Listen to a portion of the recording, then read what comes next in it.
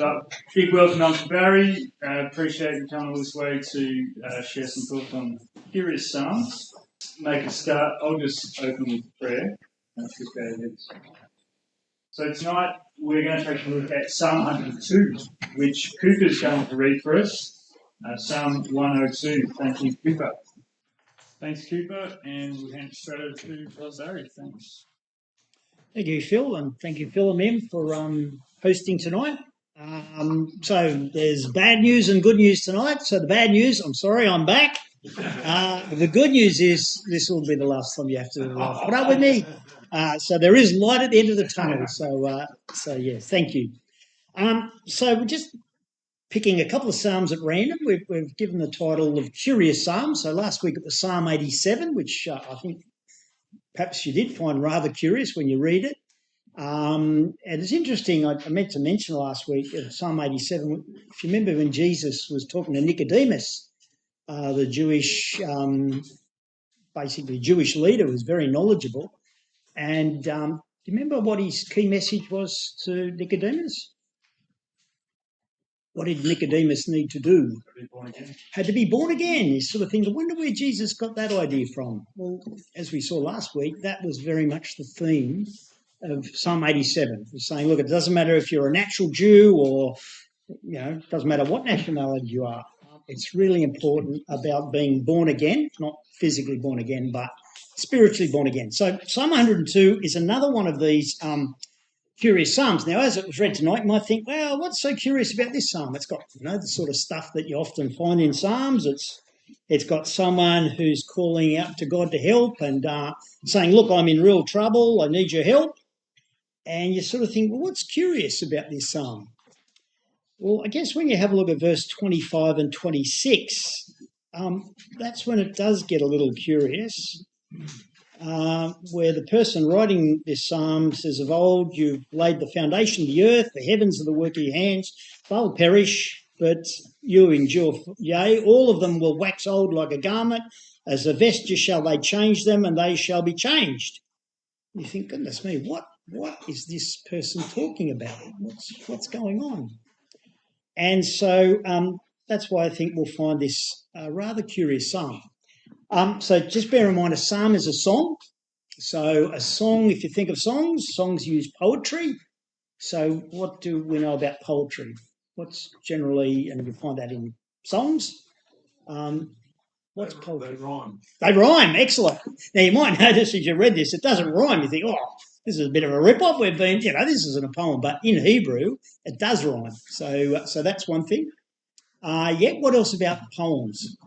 What sort of figurative and imaging sort of language? Yeah, they use imagery, they use emotions, and so you'll find that all the way through the psalm and the psalms, and we're going to certainly see that tonight. It uses word pictures, and as we go through tonight, we're going to try and build on these word pictures. Now, just a warning: tonight is going to be a little bit of a jigsaw puzzle. So hopefully, by the end of the night, this is a great table for a jigsaw puzzle, actually. Probably do a 40,000 piece jigsaw on it. It's brilliant. Hopefully tonight, by the end of the night, hopefully the puzzle comes together. But it will be a little bit of a jigsaw puzzle, so please bear with me. And if, as we're going through, and you're saying this is not making any sense, then just nod your head or I don't know. We'll call it a night. It was supper. Just call out supper. Was it right? That's it. We'll go straight on to supper. So it is a little bit of a jigsaw puzzle. We're actually going to start in the New Testament. And actually, as we saw with Psalm 87, Psalm 102 is a really good example where the Old Testament and then the New Testament actually merge together. And so we're going to see that tonight. So let's come across to Matthew 24 to start off with. So this is the first part of our jigsaw puzzle. And what we have in Matthew 24 is a prophecy that Jesus gave to some of his disciples just shortly before he was captured and tried and crucified. So this was given right at the very end of his ministry. And the setting of Matthew 24 is the disciples had given Jesus a question, or a couple of questions. Verse 3 of Matthew 24. As Jesus sat on the Mount of Olives, the disciples came to him privately, saying, "Tell us, when shall these things be? What shall be the sign of your coming and of the end of the world?" Now, what triggered this is that Jesus had just told them that the temple in Jerusalem, which was this magnificent building, was going to be, in verse 2, absolutely smashed to pieces. It was going to be totally flattened. And the disciples are going, "What are you talking about? Like this is, like the temple, this is, where we worship God. This is the centre of our worship. This is the centre of everything, to do with things being Jewish." And when Jesus said, verse 2, this temple is going to be absolutely knocked to pieces, nothing left standing, they're just flabbergasted. They're saying, "What are you talking about?" And so they ask these questions in verse 3. Now, what happens from then verse 4 down to verse 28? Jesus outlines for his disciples the events that would lead up to when this temple was going to be absolutely smashed. And that happened in AD 70 when the Romans came and they got into Jerusalem and they just ripped the temple to pieces. So what you've got from verses 4 down to verse 28 is Jesus going through explaining to the disciples to say, look, here are some of the key events that are leading up to when, verse 2, this temple is absolutely smashed to pieces. So that's what most of it's about. And then in verse 29, if you look at verse 29, he tells the disciples, well, here's what's going to happen after the Romans destroy not just the temple, but destroy Jerusalem. Verse 29, immediately after the tribulation of those days, the sun will be darkened, the moon will not give a light, the stars will fall from heaven, the powers of the heavens will be shaken. So he's using symbols here, and he's basically saying this. After AD 70, the lights go out in Israel. There will be no nation of Israel, there'll be no temple worship, there'll be no government, Jewish government. The lights go out because the Romans will either kill most of the people or those who survive were taken into captivity. So essentially the lights go out, and that's what was coming, and that's his prediction in terms of what was happening. And then in verse 32 down to the end of the chapter, Jesus provides a whole series of parables, and the focus is being about being prepared, watching. Now, it's really interesting. The very first thing Jesus starts off with in explaining to his disciples of what's going to come, what's going to happen, when will the temple be destroyed, you notice what he says in verse 4. This is the very first thing he says to his disciples. Jesus answered and said to them, "Take heed that no one deceives you." So even before he starts explaining to them, here's the events to look forward to and here's what's going to happen leading up to AD 70, the very first thing he says is make sure no one tricks you. And that gets repeated all the way through. Notice verse 5. Many will come in my name saying I'm Christ and shall deceive many. So there's going to be deception going on. So be aware. Notice verse 11. Many false prophets shall rise and shall deceive many. So it's this same theme all the way through these events he's predicting, and he keeps throwing in this little warning. Don't be tricked. There's going to be false prophets. People are going to be telling you stuff. Don't get tricked. Don't get tricked. Notice verse 24. There shall arise false Christs, false prophets, and shall show great signs and wonders, insomuch that if it were possible, they'll deceive the very elect. You're going to get tricked. So all the way through this prophecy, he keeps just throwing in this warning. Don't be deceived. Don't be deceived. Don't be deceived. Then you notice what we read in verse 15, because he's sort of bringing it to a head to say, well, okay, when will the temple be destroyed? What's going to be the event that really will say, right, it's about to happen? Well, notice verse 15. When you therefore shall see the abomination of desolation spoken of by Daniel the prophet stand in the holy place, whoso reads, let him understand, then let them which be in Judea flee into the mountains. In other words, get out of the place, get out of Jerusalem, get out of Judea, get right away, because what's happening next is the destruction. Now, what do you think verse 15 is talking about? He's talking about this abomination, and another way of reading that is the abomination that desolates. What do you think that was? What was the abomination that was going to desolate Jerusalem and the temple? The Romans, okay? And you notice what he says, verse 15, as spoken by Daniel. So in the Old Testament, Daniel had actually prophesied about this. So this isn't just something that Jesus is sort of saying, hey, this is something new. Daniel had actually prophesied, and he was the one who said, this abomination is going to come and it will desolate.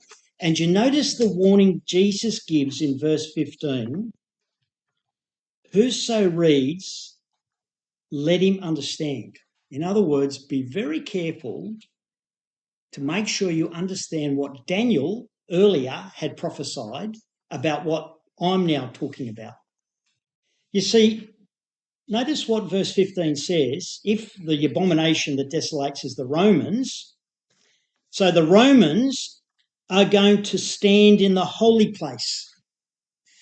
Now, what would you normally think that would be? So when the Romans get into the holy place, that's when you've got to get out of Jerusalem. What would you think the holy place normally is a reference to in the Old Testament? Where was the holy place? Yeah, it was in the tabernacle and the temple. So if you hear Jesus say, well, when the Romans get into the holy place, then get out of Jerusalem, and you think, oh, holy place. Oh, well, okay, so that's talking about the temple. That was part of the temple. So in other words, what Jesus is saying is when you see the Romans actually get into the temple and start destroying the temple, that's when you get out. And Jesus says, no. Make sure you understand what Daniel was talking about. Because you see, when Daniel was talking about the holy place, he wasn't talking about the temple. He was talking about Jerusalem. So make sure you get that right, because if you wait until the Romans get into the temple, you're going to find it's going to be too late to get out. No, as soon as they get into Jerusalem, that's when you get out. Now, there's a complication with this. Let's come across to the parallel account.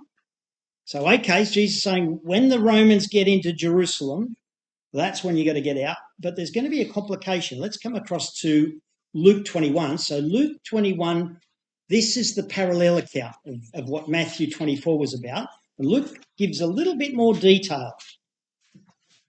Luke 21, and you might be sitting there saying, what has any of this got to do with Psalm 102? Excellent question. So this is sort of hopefully one of the pieces coming together, hopefully. Luke 21, let's just have a look. So this is the parallel account. And notice what we have in verse 20 and 21. So I might get someone to read. The man in green, he hasn't turned up tonight. Oh, I wonder why. Sorry. He is here. Sorry. Oh, well, I won't get him to read again. He's probably lost his voice from last week. So would anyone like to read? Doesn't matter. Anyone would like to read Luke 21, verse 20 and 21 for us, please.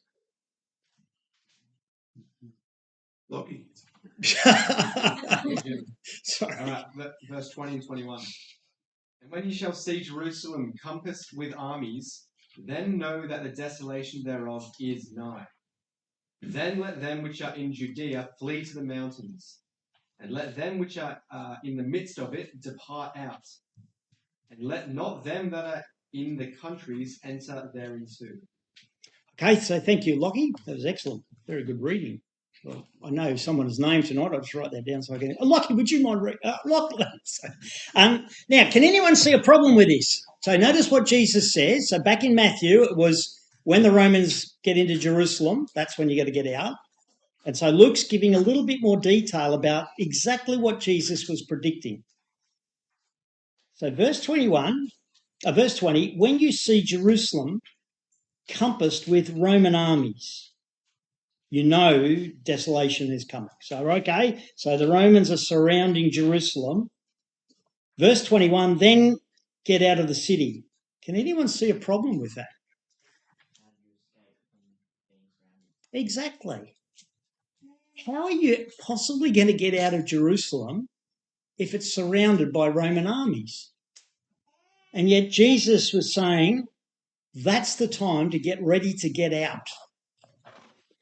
Now, history tells us that what Jesus was predicting here was absolutely amazingly accurate, because what happened was the Romans actually did breach the city of Jerusalem. They actually got in. And then they pulled back. They withdrew. And the zealots, who were the sort of the Jewish rebels, they said, hey, this is God's work. The Romans are pulling back. Let's go. And they actually chased the Romans out of Jerusalem, because the Romans had got news about events that were happening elsewhere, and so they decided to withdraw from Jerusalem. They actually got into Jerusalem, and then they pulled back. And the Jewish zealots, the Jewish rebels inside the city said, this is a sign from God. Jerusalem, it'll never fall. It is God's city. We're God's people. Let's get them. And they actually pursued the Romans, and they brought about quite a destruction. And they were actually to get a lot of the Roman arms that were left behind. They took them back. And Jesus says, when that happens, that's the time to get out.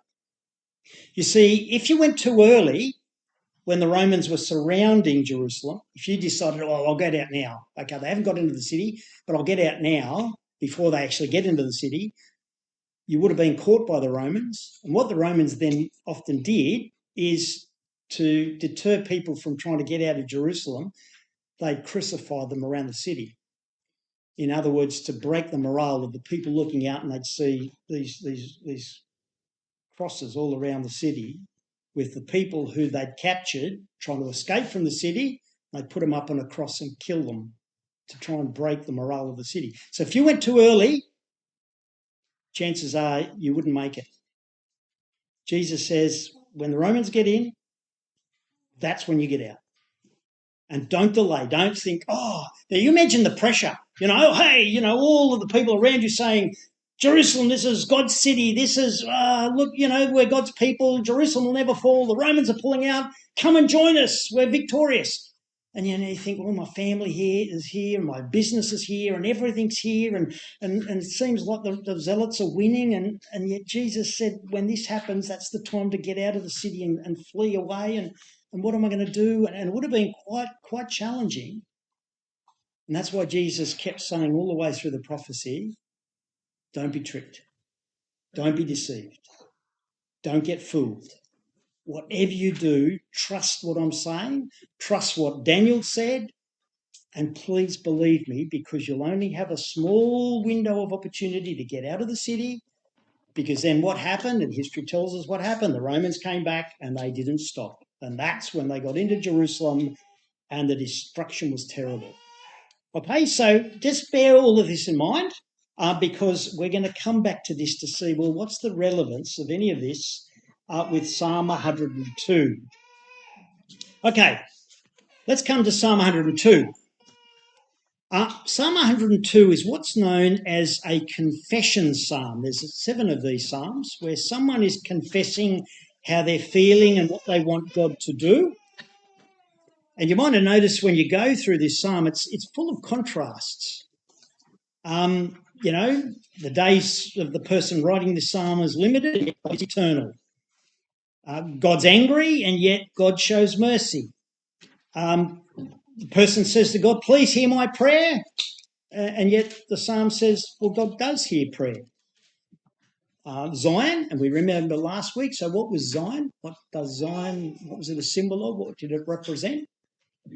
Jerusalem. So Zion was actually one of the mountains on which Jerusalem was constructed, and yet what happened in time is that Zion became a symbol of Jerusalem. So Jerusalem is in ruins, but it's going to be built up. So there's all these contrasts. So let's have a quick look at Psalm 102 and try and build this word picture. So bearing in mind, it's poetry, it's using word pictures, it's using feelings. That's what this is about. Verse 1 and 2, hear my prayer, O Lord, let my cry come to you. Hide not your face from me in the day when I'm in trouble.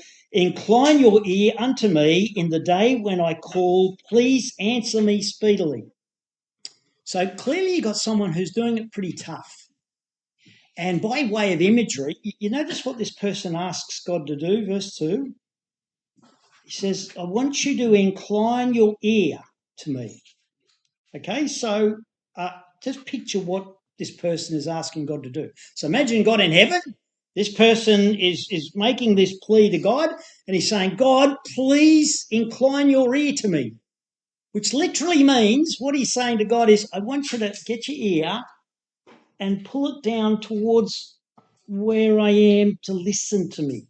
So this is part of the word pictures of the poetry of the Psalms. You know, imagine that. What? God in heaven and like inclining his ear is I can hear someone down there, and where are they? And that's this word picture. This person saying, get your ear, please, and sort of bow down your ear towards where I am so you can hear not just what I'm saying, but how I'm feeling. So that's part of the feeling, the emotion of this psalm. Verse 4, my heart is smitten, it's withered like grass, so I forget to eat my bread. So he's not even eating. Verse 5, by reason of the voice of my groaning, my bones cleave to my skin. This is someone who is really doing it tough. They're going without, and they are really struggling. Verse 8, mine enemies reproach me. They taunt me all the day.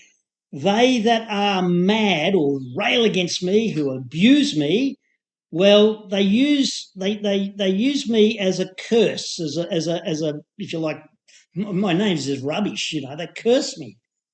So this person is not just on their own, there's clearly enemies around them, and this person is getting taunted and being abused, and they are really doing it tough. Okay, it's a situation of saying, look, you know, this is good, skin and bones. That's what they are. They are really struggling, and so much so.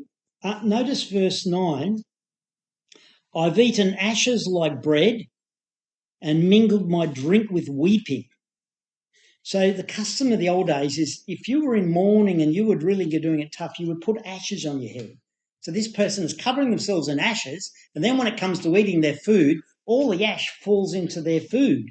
And so they're eating sort of food is ash. And not only that, their tears are mingled. Their tears mingle what they drink. So they're crying so much that the salt of their tears is rolling down into their drink. And so if they drink water, it's like drinking salt water. So you get this picture of this person who's absolutely devastated in terms of the situation they're in. They're really doing it tough. So who is this person who's speaking these words of the psalm? Who's the one who's composed this song? What do we know about them? Well, verse 24, I said, O my God, take me not away in the midst of my days. Your years are throughout all generations. Or, as another translation puts it, O my God, take me not away in the middle of my life. So what's that telling us about this person? How old are they? 35. If Joan Bowen was here, I'd use her as the example. Someone who is middle-aged, not old, 35. 50, okay. 50, okay, 50's good. I'm over that. So. It's talking about some. It's amazing, isn't it? Get this little detail. This person is middle-aged because they're saying to God, don't kill me now because I'm middle-aged. Don't take my life away now. So we know they're, 35, that's pretty young. So 70 is old, I guess, except Franny Jones, she's an exception. But yeah, so they're middle-aged. Okay, so just bear that little fact in mind. And when did they cry out these words? So can we find out from the psalm the circumstances? So we know they're middle-aged. The circumstances that they're going through. So let's see if we can pick that. The psalm gives us some clues. Notice verse 13. We might get someone to read. Who would like to read that? Anyone? Would you like to read? You're very welcome. Okay, thank you. Fantastic. Verse 13. 13, thank you so much. Thou shalt arise and have mercy upon Zion, for the time to favour her, yea, the set time has come. Thank you so much. So don't forget Zion is Jerusalem. What's it telling us about Jerusalem at the time when this person is put together this psalm and the circumstances they're living in? Or let's read verse 14 as well. So do you mind reading verse 14? Is that all right? Yeah. On a roll, so thank you. For thy servants take pleasure in her stones and favour the dust thereof. What's this telling us about Jerusalem at the time when this person was writing this particular psalm? It's been destroyed. How do we know that? Good. The stories of dust. Exactly. All Jerusalem is, notice verse 14, is stones and dust. So Jerusalem, at the time they're writing this, is stones and dust. And it's out of favour. And it's out of favour, okay? So if it was favoured, well, it wouldn't be stones and dust, but it's stones and dust. But what does verse 13 tell us is about to happen? It's about to be favoured. It's about to be favoured. And you notice what verse 13 says, for the time to favour her, yea, the set time. So there's a specific time that the person writing this psalm is aware of, that he's sure, or she's sure, could be a male or a female, we don't know, but they're sure that Zion's not going to be just dust and stones anymore, but it's going to be favoured, and in fact it's going to be rebuilt. Now, can anyone think of anywhere in the Bible in relation to Jerusalem where a very specific time was given, where Jerusalem was destroyed and was once again going to be rebuilt, re-established? Any examples? Nehemiah, yep. And what was the setting of Nehemiah? Yeah, timing. So was there a set time? It gives the very first, I can't remember the exact detail, but it says the year, the date, the day, I think. Yep. So it's after the 7-year captivity. Exactly. Jeremiah, God had said to Jeremiah, Jerusalem will be destroyed for 70 years. And that was after the Babylonians had earlier come in, not the Romans, the Babylonians had come in, and they'd done exactly to Jerusalem and the temple what the Romans were going to do, that Jesus talked about. The Babylonians had come, they'd smashed Jerusalem, they'd destroyed the temple, they carted the people off to captivity, and all all of the ornaments in the temple, everything got taken back.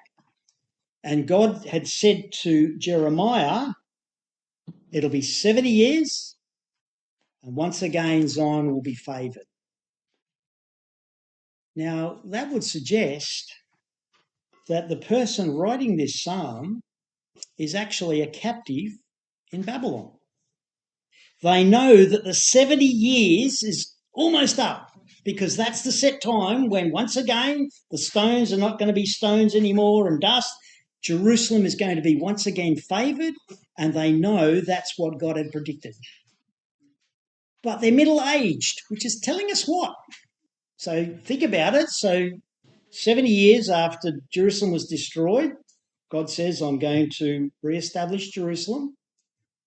But this person is middle-aged. In other words, they're not 70, they're probably 40, 50 maybe. Which is telling us what? They were part of the captivity. They were part of the captivity.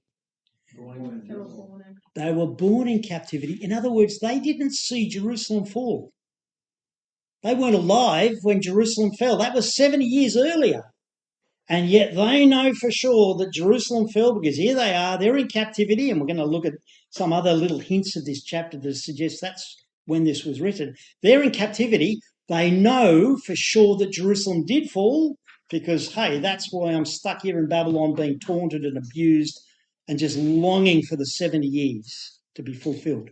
So they weren't eyewitnesses to Jerusalem getting destroyed, But they definitely know that Jerusalem was destroyed because, hey, they're living proof of that. So let's have a look at some other clues from Psalm 102. Where were they? Well, notice Psalm 102, verse 20. I might get someone else to read. Someone like to read? Anyone? Yep. Oh, thank you, Phil. To hear the groaning of the prisoner, to loose those that are appointed to death. Okay, so what's their situation?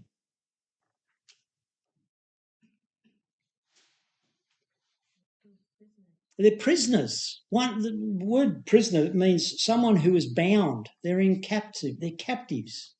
So this person, they're in Babylon, and it seems that they're a captive. Notice verse 6 and 7, which is also giving us a little clue. Someone else like to read verse 6 and 7? Yes. Oh, thank you. Excellent. I am like a desert owl of the wilderness, like an owl of the waste places. I lie awake. I am like a lonely sparrow on the housetop. Excellent, thank you. Now, you notice that translation. So what's that? The ESV? Excellent. So the ESV said the desert owl and it's the lonely sparrow. Has anyone got another translation like the King James or New King James or something? Yeah, Rotherham. Yeah, okay. What's Rotherham? Wow, they brought out the big guns here. All right. It says, I am like the pelican of the desert. I have become an owl amongst ruins. I have watched and am become like a bird sitting alone upon a housetop. Yeah, exactly. So some translations where it's got, I think this one was a desert owl. It actually has pelican. You notice that if you've got the King James on, like a pelican. And the reason it uses the word pelican is because that word, the Hebrew word that's translated here, is translated cormorant. So they get the idea it's actually a fish-eating bird, as distinct from the owl. But there's a bit of uncertainty about that. So it could be the owl, or it could be a pelican or a cormorant. Now, if we take it as talking about a pelican or a cormorant, what is totally make no sense at all in verse 6 about a pelican or a cormorant? These around water. Yeah, they don't live in the wilderness, except where? So they need water. So if you go to Babylon, yeah, you'll find them there, even though it's wilderness all around. Egypt's another place. So again, it's perhaps giving us a little clue as to where this person is, that it could be, we know they're a captive, we know they're waiting for Jerusalem to be reestablished, and it's possible what this is suggesting is that they are in Babylon. And you notice also verse 10, because of your indignation and your wrath, you have lifted me up, but you have lifted me up and cast me down. So the reason this person is in this situation is because of God's anger. And the reason that's interesting is because in 2 Chronicles 36, where it talks about all of Israel and particularly Judah going into captivity in Babylon, the expression that's used there is that the anger of the Lord rose up against his people because he said, I just can't do anything more to help them. And so it was, as it were, God angry with his people because they'd just turned their backs on him, and that's why they were in Babylon. So again, you get these little clues, little hints. Yep. So 2 Chronicles 36, verse 16. Okay, so you got this situation where this person, it seems to be they're a captive, there's lone exile, they're feeling absolutely rejected, they're being abused, they're in a foreign land, and yet they're just hanging out for the set time for Jerusalem to come about and for God to fulfill the promise that he's made.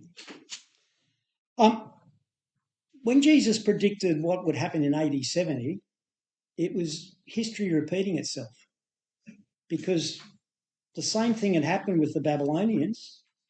And, you go through the prophets of the Old Testament, Jeremiah and Ezekiel, they were all saying, this is what's going to happen to Jerusalem. And the people in Jerusalem going, nah, we're God's people. Nah, it's going to happen, Jeremiah. Next minute, the Babylonians came in. City's gone. Temple's gone. They're off into captivity. Jesus says the Romans are going to do exactly the same thing. They're going to come into Jerusalem, destroy the temple, and carry it away.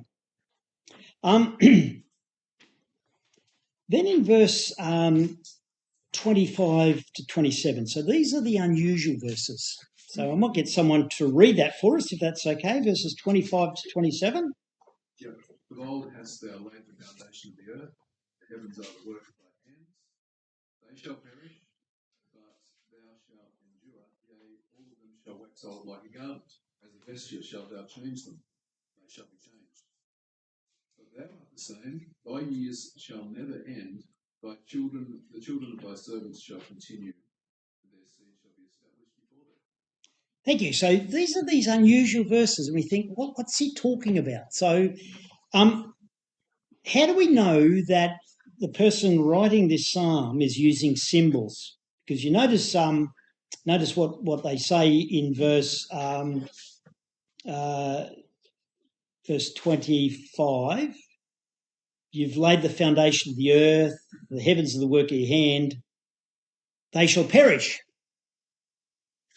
So how do we know what they're talking about here is not literal? It's not talking about the literal earth, but they're using symbol. How do we know that? Because the earth shall be today. Exactly. Okay, God says in Ecclesiastes, the heaven and earth abide forever. So the physical heaven and earth, they're there forever. So clearly this person can't be talking about the actual earth and the heavens because they're not going to perish. So what they're doing is they're using symbols here, and those symbols of the heaven and the earth is used elsewhere as a symbol to talk about rulers and government. And that's exactly what had happened, hadn't it, to Israel. The government of Israel, the rulers of Israel, they'd all been taken away, either killed or taken off to Babylon, and they'd all passed away. And so they're using symbols here to say, well, this is what's happened, and as a vesture, you'll change them. So there's going to be a change. And so what this person in Psalm 102 is doing is they're making a contrast between God on one hand, who is eternal, and on the other hand, he's making a contrast to, particularly it would seem, to the people of Israel and the rulers of Israel, the government of Israel, the heavens and the earth, who had perished and had passed away. But as we can see from this psalm, the fortunes of Israel are about to change because the set time is coming, the 70 years is almost up, and Jerusalem will once again be built. And notice also verse 27. Verse 27, you, God, are the same. Your years shall have no end. So not only is he saying God's eternal, but what's something else he's telling us about God in verse 27? He doesn't change. In other words, if he makes a promise, he's not going to back out. So if he's made a promise that, hey, 70 years, Jerusalem's going to be once again repopulated and favoured, then okay, I can believe that. And that's what this psalmist is saying. He's made that commitment. He doesn't change. He can be trusted.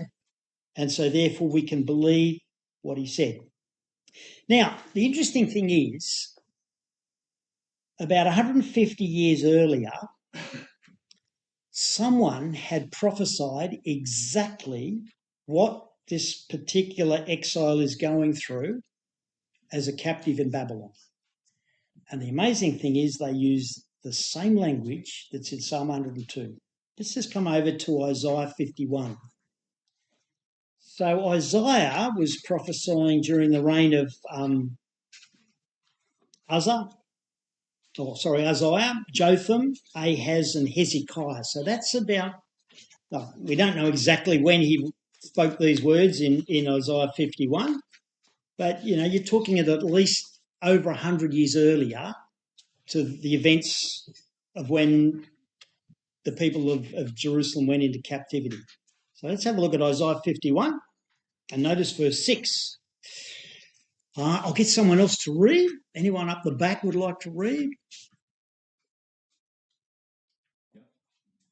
Lift up your eyes to the heavens. Look at the earth beneath. The heavens will vanish like smoke. The earth will wear out like a garment, and its inhabitants die like flies. But my salvation will last forever. My righteousness will never fail. Thank you. Can anyone see echoes here? Where do those words appear? Oh, they do. We're going to get to Hebrews, so well done. That's where the New Testament kicks in. Back in Psalm 102. So the person who's composed Psalm 102 is actually quoting from a prophecy that was given earlier by Isaiah. And the amazing thing is, their experience in Psalm 102 is proving that Isaiah got it right. Because you see, Isaiah was saying Israel's going to be wiped out. The rulers, they're going to be taken off the scene. And there's going to be destruction and hey, Psalm 102, this exile, is living proof that Isaiah got it right. So when he says, hey, God he can be trusted, he doesn't change, he's got proof of that because 130 years earlier, Isaiah had predicted exactly what he was going through. And the destruction would come, and the Babylonians did come, they destroyed Jerusalem, the temple, took them off to captivity. Psalm 102 is proof of that. Okay, so we've got all of that, and that's another piece of the puzzle, but what about the New Testament? Actually, while we're in Isaiah 51, just notice some of the other echoes in Isaiah 51. Notice verse 3. The Lord shall comfort Zion, he will comfort all her waste places. That's what the lonely exile in Psalm 102 was waiting for Jerusalem once again to be re-established 70 years after as God had prophesied. And notice and verse 11. Therefore the redeemed of the Lord shall return and come with singing to Zion. Okay, so once again Zion is going to be re-established. That's what this lonely exile was hanging out for. What Isaiah had earlier prophesied would happen. Sorry, Yep. Another one. Verse 20 really reminded me of Isaiah 61, verse 1. Spirit of the Lord God is upon me. The part about set me to bind up the brokenhearted and proclaim liberty to the captives. Yes. Yep. Exactly. Same sentiment. And in fact, if you have a look at, great point. Thank you so much. Notice verse 14 of Isaiah 51. Same sentiment. The captive exile hasteneth that he may be loosed. That's exactly the feeling of this person in Psalm 102 saying, get me out of here. Like, I just can't wait for this 70 years to be over. I hate it here. I'm being abused. I'm just miserable. Get me back. And you see, Isaiah had earlier prophesied. And so not only the destruction of Jerusalem, but also the fact that there would be a return. So what's any of this got to do with Matthew 24? Well, the answer to that, as someone very right, thankfully pointed out, is Hebrews chapter 1. So, Hebrews.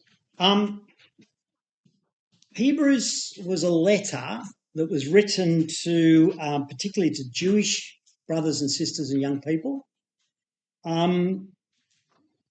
Probably no more than 6 years before AD 70. So think of what Jesus had predicted. When the Romans would come and destroy Jerusalem, Hebrews was written only a few years before those events actually played out. So what was it like living particularly in Jerusalem, leading up to AD 70? Well, outside of the Ecclesia, it was an absolute, it was crazy place. Because the Jewish zealots, the rebels, were stirring up this amazing amount of fervour to rebel against the Romans. And their catch cry was, we're God's people, Jerusalem's God's city, it will never fall. We've got to get rid of these rotten Romans and we've got to throw off this yoke of the Roman rule and God will be with us. So come and join us. And there was this real fervour in the city of building up this resistance and rebellion against Rome. And so, and as AD 70 got closer, so this groundswell of opposition and rebellion really took hold in the city. So that was outside the Ecclesia. Inside the Ecclesia, there was people who were saying, well, yeah, the Zealots have sort of got a point because, well, yes, we believe in the gospel, but, Jewish things are important too.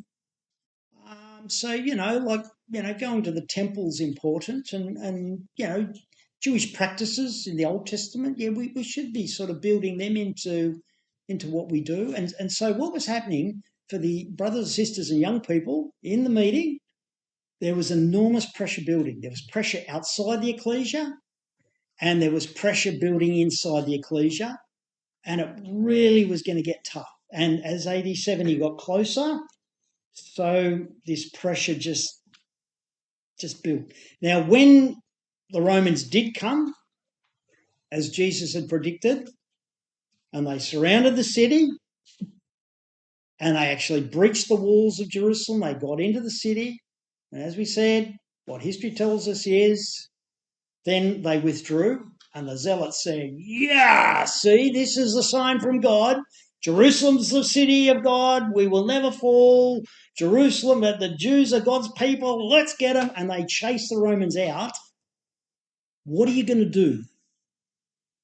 So as a brother or sister or a young person, what are you going to do? Like, your family's here, your business is here, you've got a home, yeah, it's not great, but hey, hey, it's true. The Zealots actually are pushing the Romans back. They're winning this amazing victory against this sort of superpower, and they're actually winning. And maybe Jesus didn't get it right, and maybe we should stay. And you imagine how difficult that decision would be, as to you only got a small window of opportunity when the Romans are out for you to get out, because, hey, if you wait too long, if you wait till the Romans come back and get into the temple, you're finished. So who are you going to believe? Who are you going to trust? And that's why most of Hebrews is dedicated to trying to convince the brothers and sisters and young people living just before AD 70 to believe Christ. And when you go through this particular book, it goes through all these different things. Jesus is superior to all things Jewish. He's superior to the old law of Moses. He's superior to the priests. He's superior to all the sacrifices that were being kept by the Jewish people. And the writer of the Hebrews is at length to try and convince the people who are getting this letter, living just before AD 70, to say, look, Christ is superior to everything that's going on around you. So when you hear the zealots say, oh, we're God's people, we've got the law of God, we've got the sacrifices, don't, because Christ is superior to that. So come to Hebrews chapter 1, because the writer of Hebrews 1 will use another tactic to try and convince brothers, sisters, young people living just before AD 70, listen to Christ. Don't be deceived. Don't get tricked. Don't get sucked in with what's happening around you. Just believe what he said. Hebrews chapter 1. Notice what we have in verse 10 and 11. I'll get someone else to read that if that's right.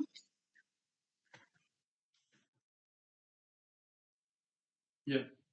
Thank you. Excellent. And thou, Lord, in the beginning hast laid the foundation of the earth, and the heavens and the works of thine hands. They shall perish, but thou remainest, and they all shall wax old as doth a garment. Thank you. What's Hebrews 1 doing? It's quoting Psalm 102. Now you think, why would you use Psalm 102 as part of your armory of trying to convince brothers and sisters and young people, don't be tricked. Don't be fooled by listening to what the zealots and the Jewish leaders are saying that, hey, Jerusalem will never fall. Jerusalem is God's city. We are God's people. Don't listen to Christ. How is Psalm 102 going to help you be convinced that that's true? It's already happened. Exactly right. It's happened before. Okay? This idea of Jerusalem being God's city and never falling, well, sorry. That lonely exile is proof that it did happen before. So don't get fooled into thinking it's not going to happen again, because it's happened before. And not only that, that lonely exile, they didn't physically see Jerusalem fall, but they knew it was true because they're middle-aged and they're stuck in Babylon. They know it's true. They didn't physically see the city fall, but they're living testament that what God said would happen actually happened. What Isaiah prophesied came true. And so what Hebrews is doing is it's using the same tactic of saying, okay, do you think Jerusalem's going to fall? Well, sorry, it's happened before. Therefore, don't get sucked in, don't get deceived of thinking it's not going to fall again. That's why you listen to what Christ has to say, because all along you can see the consistency of what God says. He says something, comes true. If it happened before, yes. He said it's going to happen again.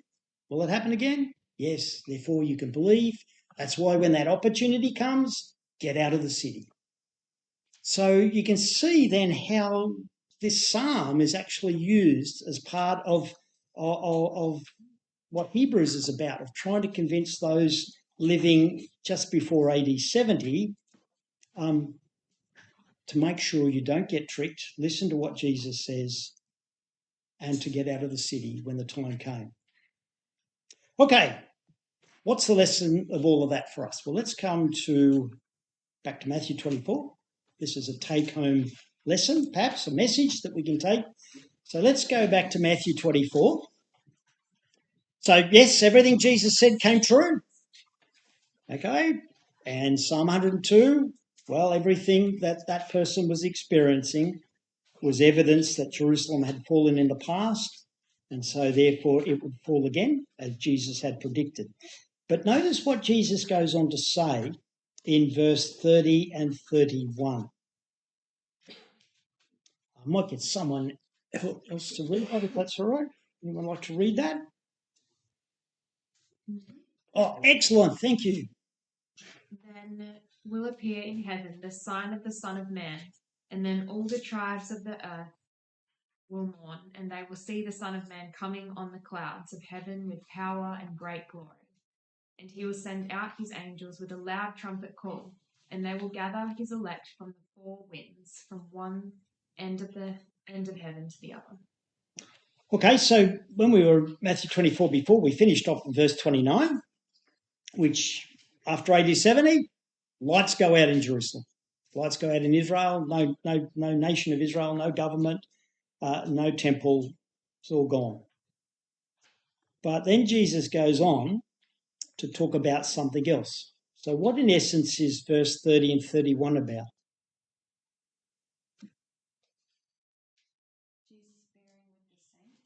Yeah.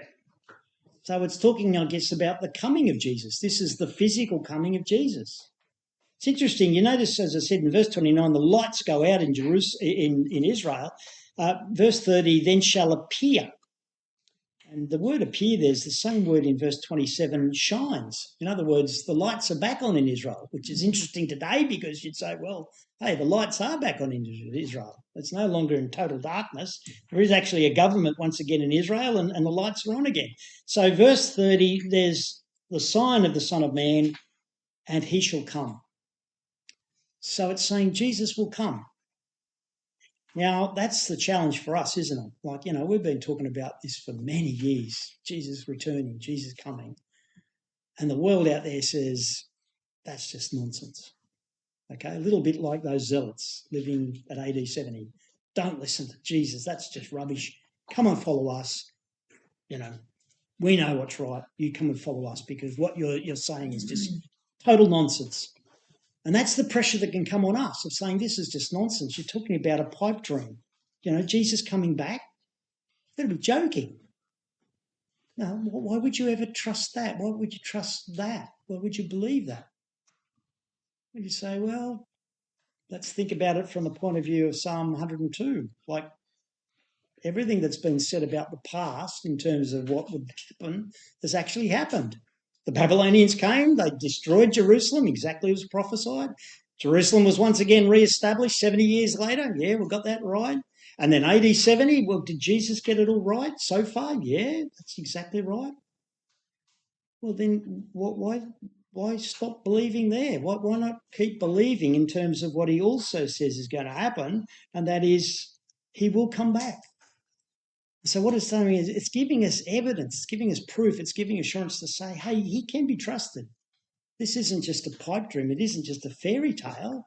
We've actually got evidence to say we can believe it's true based on what's happened in the past, what God had predicted in the past, and the fact that God doesn't change. And it gives us assurance that what we believe is not a trickery. It's something that we can really hold on to as a hope. Anyway,